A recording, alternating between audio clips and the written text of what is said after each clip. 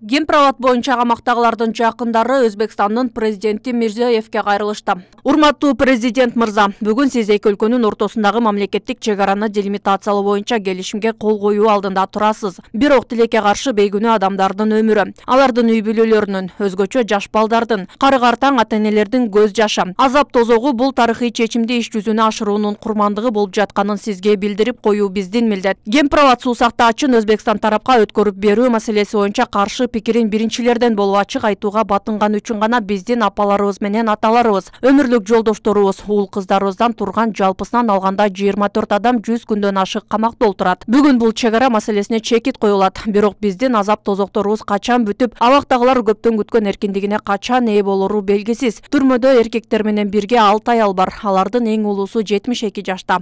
Албетте алардын бири дагы мамлекетибиздин стабилдүүлүгүнө жана чек ара маселесинин чечилишине эч кандай коркунуч келтире алмак эмес. Мына ушул кайрылуубуз аркылуу сиз кол кое турган келишим биздин көз жашыбызга жуулгандыгын өкүнүч менен эсиңизге салгыбыз келет. Албетте мындай көрүнүш эки элдин ортосундагы өз ара кызматташтыкты жана достукту чыңдоого эч кандай салымын кошпойт. Кандай болгон күндө да биз адилеттүүлүктүн бар экенинен үмүт үзбөй, жакындарыбыздын эртерээк эркиндикке чыгышына терең ишенгибиз келет.